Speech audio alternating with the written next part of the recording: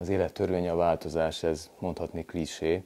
Ugye mostanában fölgyorsult változások vannak a világban, társadalomban, gazdaságban, politikában. Szokták ezt mondani, hogy válság. Én úgy vélem, hogy értékrend átalakulás. Van, aki pedig értékrend válságnak nevezi. És azt gondolom, hogy minden a tudatból és az emberi kapcsolatokból, pontosabban leginkább, hogy vagyunk önmagunkkal, abból indul ki. Most itt közeledünk karácsonyhoz, és egyébként is foglalkoztatja az embereket egyéb más okokból a női-férfi, férfi-női kapcsolat rendje, vagy nem rendje. És azt lehet látni, hogy bizony a szakrális rendtől, vagy a kozmikus rendtől picit eltávolodtunk. Hogyan látja ezt professzorasszony? Mi itt a helyzet? Amit mondott, azzal egyetértek. Valójában mitől távolodtunk mi el? Attól az egyetemes rendtől, amely maga a természet és a természetes. Olyannyira a birtokba vettük a világot, hogy olyan erőszakot tettünk a természeten minden vonatkozásban, aminek komoly következményei lesznek. Az, hogy mit csináltunk a földrajzi környezetünkkel, a létfeltételekkel, azzal a fenntartható fejlődés kérdése, ugye most már világszerte komolyan kell vennünk, mert elfogy a létlehetőségünk. Az, hogy az emberi természettel mit művelünk, az óriási felelősség. Valójában, mint hogy tudjuk, minden a fejben dől el, magunk alkottuk azt a világot, amiben belenyomorodunk. A világrendben, az univerzumban, ilyen tágasabban fogalmaznék, egyetemes, hogy van élő és élettelen világ. Az élő világnak egy alaptörvénye az élet minden áron való fenntartása, védelme, szeretete, szolgálata. Ezt látjuk a növényvilágban, az állatvilágban, és ezt szeretnénk látni az emberi világban is. Csak egy példát mondok, az altruizmus. Genetikailag velünk született ez a reflex szinte, hogy segítsünk a bajba jutotton. Az állatvilágban nagyon komolyan működő, mert hiszen az életről van szó. Nálunk már szinte azt mondhatnám, ellene tanítjuk a gyerekeinket az altruizmusnak. Tehát, hogy önzetlenül, önkéntesen szolgáljon. Az élet, amit kaptunk, mert kaptuk. Ön se kérte, én sem. De ha már megkaptuk, akkor valamire kaptuk. Különböző hitek lehetnek persze, elgondolások, hogy mi végre kaptuk, a véletlennek tulajdonító elgondolások valójában azt hiszem a véletlen fogalmával helyettesítenek valamit, ami maga a törvény, az isteni törvény. Most hozzáteszem mostantól, hogy mivel hívő vagyok, ezért nyilván a világképemet ez meghatározza. De pszichológusként is identitásomban, szakmai identitásomban felelősséget vállalok azért, amit mondok. Az élettörvény azt jelenti, hogy az élet továbbviteléhez szükséges, hogy legyen természeti megosztottság, férfi és nő. És erre épültek azok a törvények, amelyeket minden szentirat, a Biblia, a Korán, a Talmud, mindegyik úgy fogalmaz, hogy férfi és nő a végre lettek teremtve, avagy legyen mindenkinek a hite szerint, már csak ezt tudom mondani, hogy az életet tovább vigyék, és ehhez kell olyan szabályszerűség, ami a géneknek, ma már tudjuk a DNS, tehát a világért sem mennék bele genetikába, csak utalok rá, hogy nyilvánvaló, hogy nem szűznemzéssel fogan a magasabb faj az állatvilágban sem, tehát, hogy kell hozzá donor, és kell hozzá fogadó, hogy létrejöjjön egy új egyed, az univerzum páratlan csillaga, mert mi mindnyájan azok vagyunk. Még az egybetűikrek se egyformák. Ez valóban Hegel szavaival szólva a világész cselvetése. A világész alatt természetesen ő Istent értette. Az ember így adja tovább önmagát, az életet. És hogy ez természeti törvény, és ez lett olyan magaslatra is emelve, hogy az ég és föld összeér, isteni törvény és természeti törvény ölelkező módon határozzák meg az élet továbbvitelét. A jog úgy született, hogy megkérdeztem jogászokat, tehát nem rögtönzök, hogy az emberi együttélésnek a legtökéletesebb, leginkább az életet szolgáló formáit szanktifikálták, és erről lett társadalmi konszenzus. Ez a konszenzus úgy szól, hogy a házasság intézménye az embernél az, amely lehetőséget ad arra, hogy védelmet kapjon az élet továbbvitele. A házasság intézménye az élet védelmét szolgálja. Férfi és nő szanktifikált közösség az élet továbbvitele érdekében. Mi gyerekek vagyunk, kapunk, és elérünk olyan ponthoz, amikor megszólít az élet, és Viktor Frankl mondta azt, az élet szólít meg, és állít elét feladatot. Mi? Döntsd el, merre tartasz. Megmaradsz-e magadban, magadnak önző módon, bezárulsz-e, vagy elkezdesz felnőtt lenni, tudsz elköteleződni, felelősséget vállalni és adni. Ha ezt a hármat tudod, felnőtt vagy. Így válunk mi is felnőtté feltéve, ha igen, néha nem sikerül, néha 50 évesen se sikerül, néha 30 évesen még keresgetjük magunkat, mint most ebben a bizonyos identitás moratóriumban, ahol a határ annyira túlhaladt már a természeti határokon, hogy lassan, mire igazán valaki fogamzóképes nő vagy gyermekre szánja magát, addigra kifut a legtermékenyebb női korából. Tehát, hogy rövidre fogjam, a világban zajló változások csúnyán érintik és kártékonyan érintik az emberi fajt, mégpedig úgy néz ki, hogy társadalmi alakulatokként, ahol egy kicsit is az életfeltételek pozitívabbra fordultak, ott átlépik az élettörvényt, és azt mondják, hát első a jólét, ugye mi egy konzumkultúrában élünk, a fogyasztóvilág, Mammon istenként a pénzt ültette a trónra, mindent ez határoz meg, és ebből az értéktorzulásból következik, hogy minden olyan, amit szanktifikáltunk, komolyan vettünk, ami az életünket meghatározta, minden olyan kisiklás áldozatává vált. Nietzsche azt mondta, meghalt az Isten, amikor ő ezt kijelentette, valójában én ehhez kötöm egy kicsit, hogy valami nagy megrendülés történt a világban, mert az univerzumot összekötő, az égit és a földit összekötő legfőbb, és egyben a törvényeket is leszármaztató csatorna valamiképp eltört, vagy tönkrement, és odaállt az ember pedig, ha csak teheti, sokszor ront. Ebbe a konzumkultúrába úgy rontottuk el az életet, hogy olyan értékeket kezdtünk beállítani a legegyetemesebb élettörvény helyére, amely mind életellenes. Vagyis ma az élet életellenesen folyik. Most, hogy szűkre fogjam, megint csak a férfi-nő viszony szempontjából fontos, ma van ennek egy aktualitása. Minden ember teremtő alkotó principiummal rendelkezik. A férfi a teremtő principiumnak azt az oldalát kapta meg, hogy nemz, gyermeket alkot, létrehoz. Van is egy ilyen mondás, hogy ültes fát, nemz, gyermeket, építs házat, és akkor te férfi vagy. Betöltötted a férfi rendeltetésedet.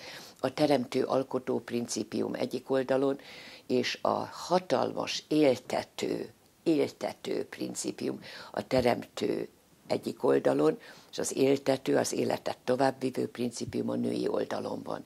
Férfi és nő komplementer, mint yin és yang, mint nap és hold, mint nappal és éjszaka. Ezek a komplementaritások hozzák mozgásba a világot és éltetik is, és ennek a rendnek van egy egyetemes természeti rendje. Természeti, és azt mondjuk, ez a természetes, mert azt mondjuk természetesnek, ami fölött ott van ez a bizonyos természetiség. És azzal, hogy már a polgárosodástól kezdve ez az emancipációs kérdés így előtérbe került a nőnél, az elnyomott nő fölszabadítása, talán ma az esélyegyenlőségi elgondolásoknak a túlkapásai következtében nagyon megrendült a mi női identitástudatunk. Bocsánat. Pedagógus betegségem van, reggelreket vagyok.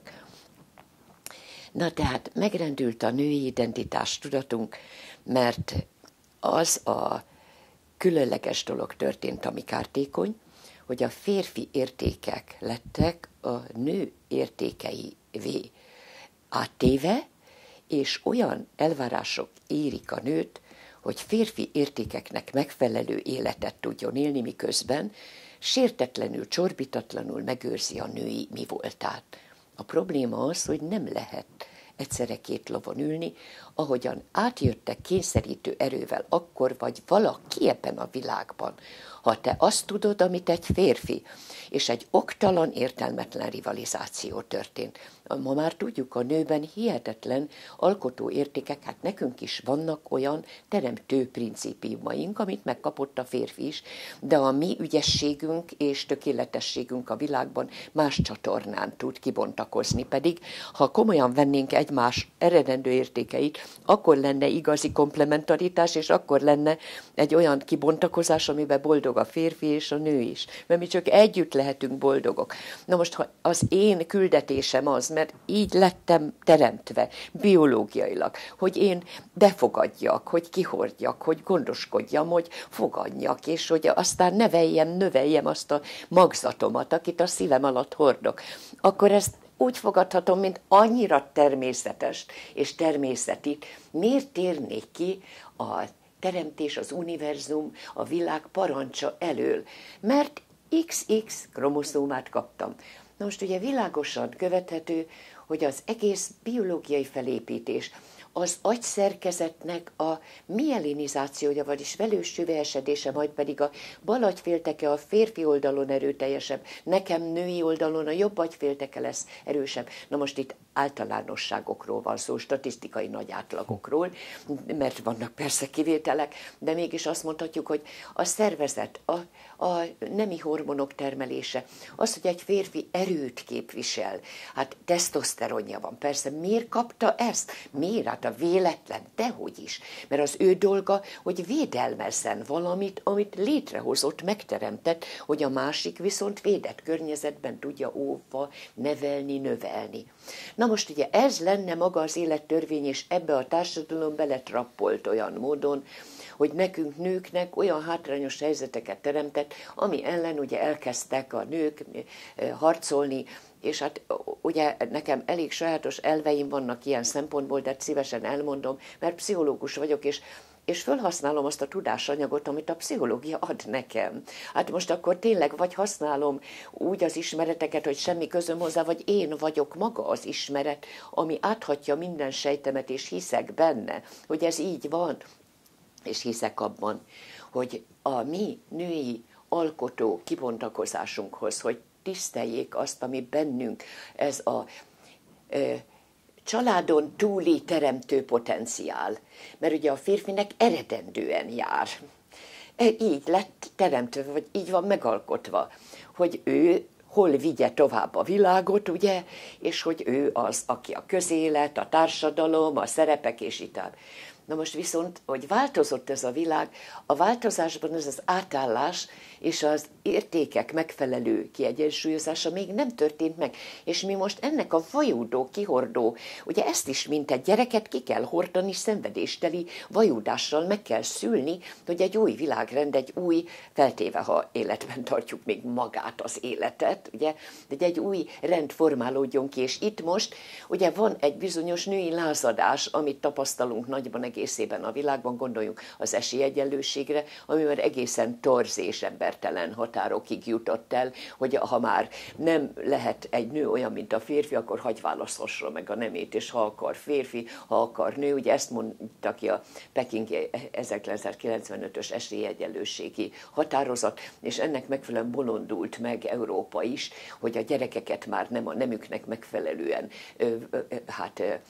bontakoztatják, így mondom, tehát nem azt erősítik, ami bennük a magukkal hozott teremtő principium, hanem hát ugye, hogy lehet az, ami egy gyerek nem döntheti el, hogy ő fiú lesz, vagy lány lesz. De most megint picit talán kikalandoztam, de azért mégiscsak megvan a fővonal, hogy férfi és nő kérdéseiről van szó, ahol azáltal, hogy a nő azt a fajta, a mi kultúránkban azt a fajta értéket nem kapta meg megfelelően a társadalomban, hogy ha te gyermeket tudsz szülni, ha te az életet ezzel tudod továbbvinni, akkor annyira fölemelem ezt királyi érték magaslatára, hogy ezért akkor te valóban királynő vagy azzal, hogy tovább viszed az életet, mert csak te tudod megtenni ezt. Hát nem mondhatom, hogy a férfi csinálja, mert nem tudja megcsinálni. Tehát ezért nem érdemes ezen osztozkodni, mi szülünk és mi nevelünk. Ezt gondolom minden józan eszű ember elfogadja. Viszont legyen egyensúly. Tehát miről van szó, mint hagy mondjam, mondjam, akkor személyesen, hogy az én saját sorsom, hogy egyszerre 2 urat kellett egész életemben szolgálni, és 2 szerelem vitte az életemet. A család iránti odaadó szeretet és a hivatásom. És konfliktusokkal gyűrköztem életemben, melyik urat szolgáljak éppen, és ebben szinte ilyen zsonglőr mutatványokat kellett csinálnom. És úgy érzem, hogy egy teljesítmény az életem, hogy ezt valahogy meg tudtam oldani, de ehhez kellett a pár. Na most viszont a pár értékrendje kellett. És ezért az értékekre szeretnék kilukadni, mert hogyha a férfiak azt mondják, hogy a nő értékében a családban hatalmas szerepet tölt be, mikor utódokat hoz világra és nevel, addig adjuk, öntsük oda mindazt, ami neki ahhoz kell, hogy egészséges legyen az a gyerek, mert tudjuk ezt is, hogy mennyire döntő, hogy legyen egy meleg családi fészek, és nem kívánhatom, hogy a férfi alkossa meg, mert nem jön szoptatni, és így tovább. Például ilyen dolgokat nem tud megtenni. Tehát a meleg családi fészek megteremtése, mióta a világ a nő dolga, persze a társal együtt. Most innen kezdve a mi tudatban kellene gondolkodni, te meg én, férfi és nő, és hogyha a központi értékrend az volna, hogy te nő, aki most szültél, minden módon megtámogatlak, és neked hivatásod van, legyen. Benned van teremtő aktivitás, legyen, elismerem, szolgálom. Úgy szolgálom, hogy biztonságba tartalak. Nyilván nem lehet a gyermeket is a zsenge korában nevelni úgy, hogy te csúcson vagy a hivatásodban. Vagyis, hogy vannak jó példák, a holland példa, a francia példa, hogy megegyeznek például a munkáltatóval, munkaadóval, hogy aláírja a munkadó, mikor bejelenti a várandóságát a nő, megegyeznek abban, hogy visszavárlak ekkor és ekkor, visszafogadlak az eredeti helyedre, amit lehet, hogy most átmenetileg betöltök, de ez a hely a tied. Nincs karriertörés, nincs az a fajta nagy bánat, hogy valamit elvesztettem, mert egyszerre 2 birtokolni, ha az egyik előtérbe kerül, a másikba vesztes vagyok. Tehát egyensúly kellene. De nem mi vergődjük ki nők ezt, nekünk a társadalmi konszenzus, hát hogy Rousseau-ra hivatkozni hatok, egy társadalmi szerződés kellene arra, hogy elismerjük azt, hogy a nő nembeli lényege, hagy mondjam ezt, az a királynői lehetőség, hogy ő gyermeket tud szülni, és ezt nem pótolhatja senki más, a férfié pedig az, hogy gyermeket tud nemzeni, ő a király, a teremtés koronája, én meg a királynő vagyok, föl is rakom a koronát a fejére, ha ő elismer engem úgy, hogy segíti az én életemet. De míg a férfiakban működik egyfajta, ez is tradíció, hát a szüleinktől koppintjuk le, bocsánat, letöltjük ezt is.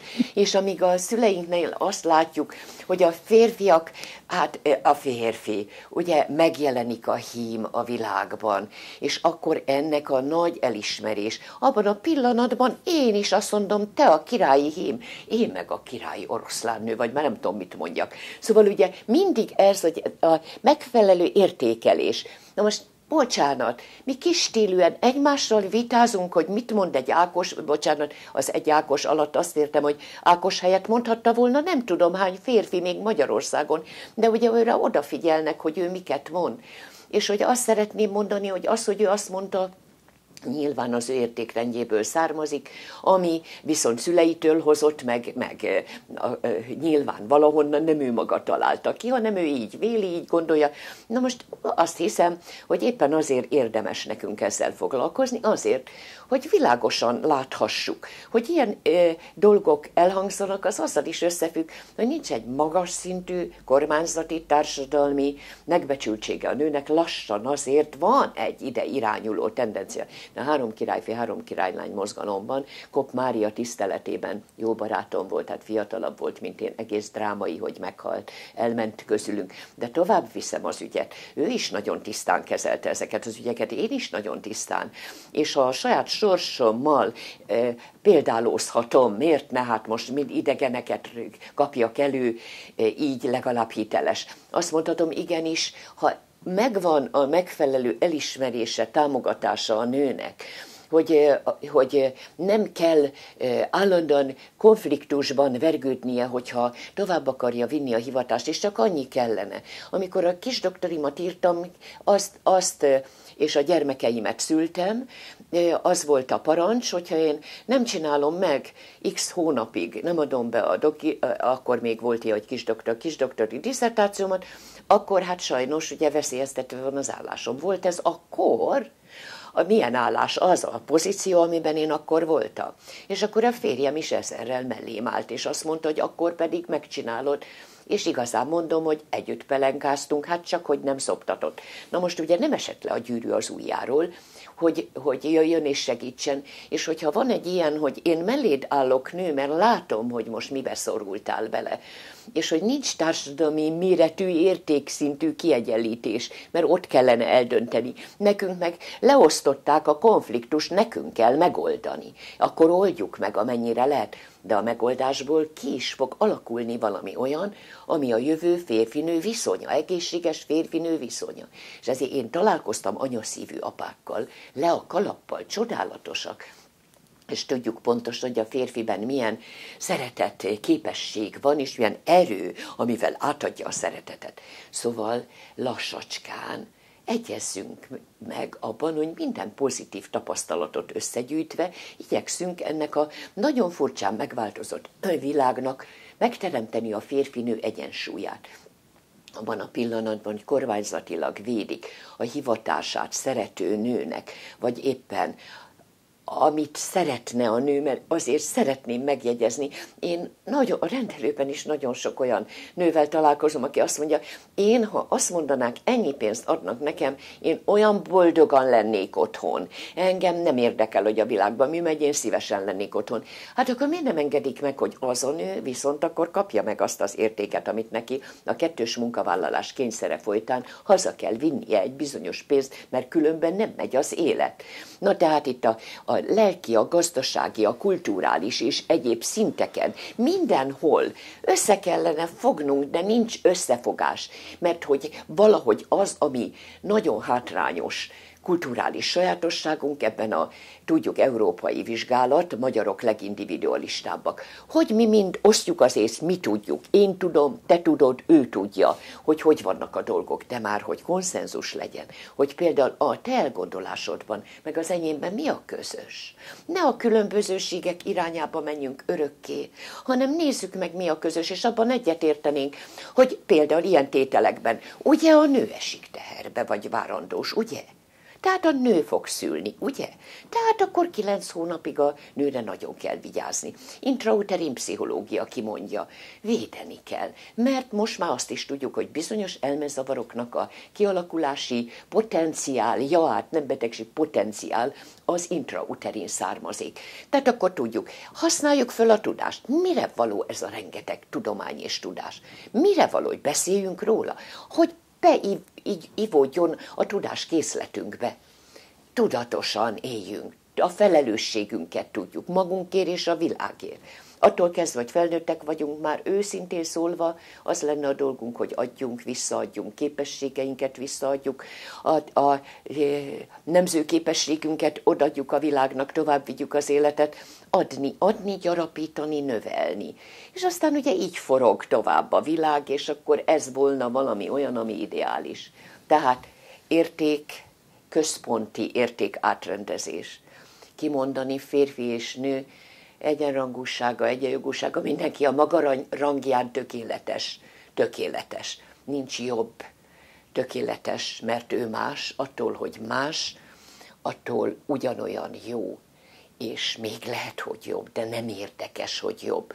Mert miért volna érdekes, hogyha mondjuk valaki ugyan női XX kromoszómával mégis valami nagy feltaláló, vagy zseniális, mint Marie Curie, vagy hasonlók. Miért ne lehetne? Örüljünk a teremtésnek és a világ előrehaladásának.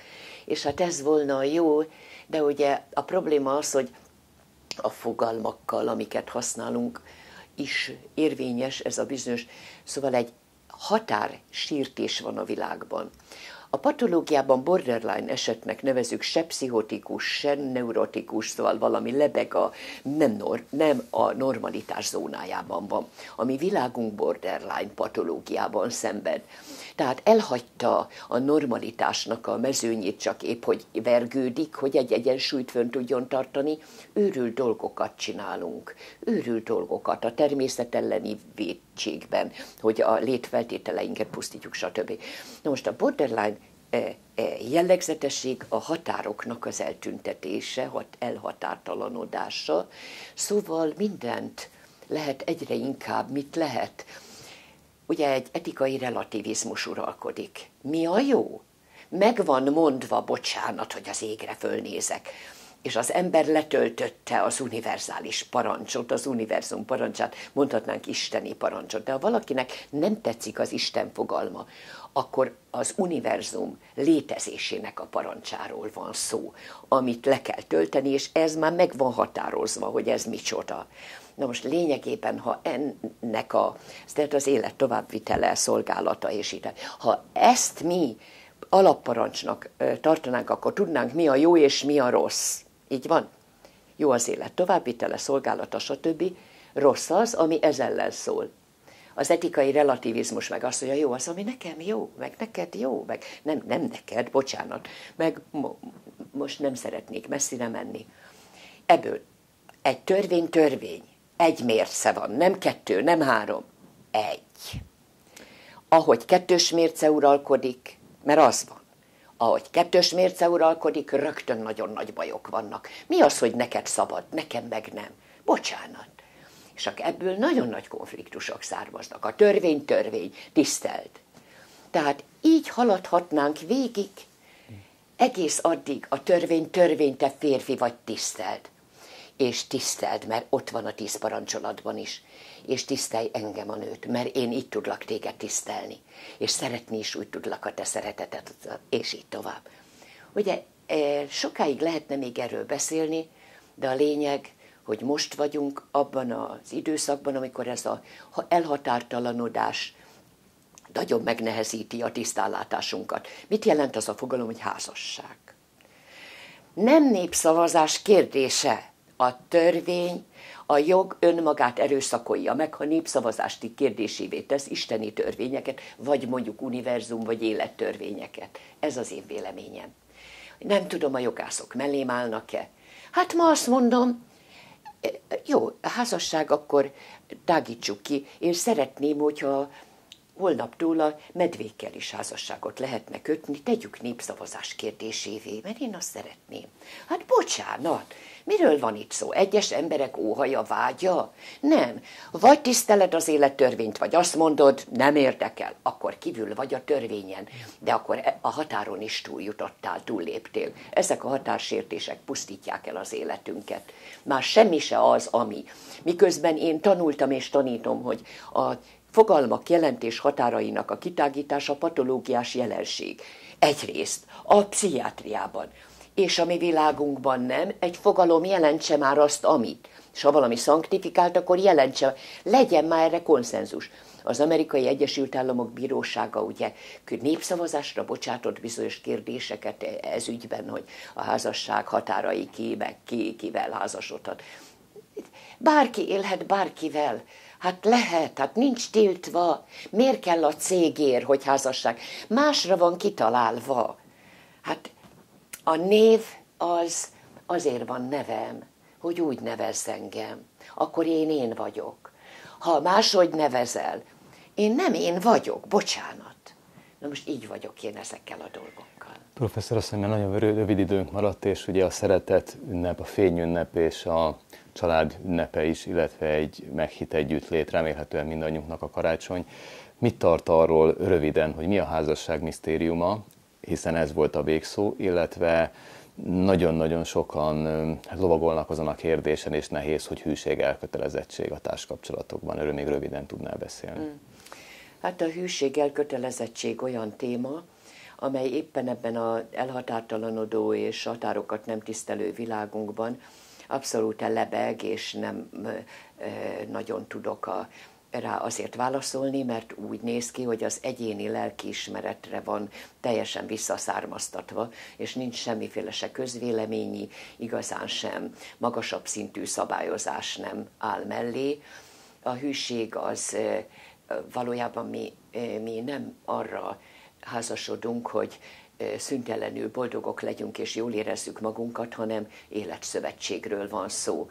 És ezért az életszövetségben egy becsület kérdése, hogy mit tartok be és mit nem, és ezért egyéni döntés lett. Ha van lelkiismeretem, elszámolok vele. Ha nincs lelkiismeretem, mint ahogyan, ha én nem töltöttem le olyan, bocsánat, hogy ezt a kifejezést használom, olyan szabályozókat, olyan etikai szabályozókat, amik belül, belső normaként ezt megszabják, akkor én hiába mondom, tehát hiába jön kívülről valami tilalom, hiába jön, mert hogy nincs az a fajta belső meggyőződés.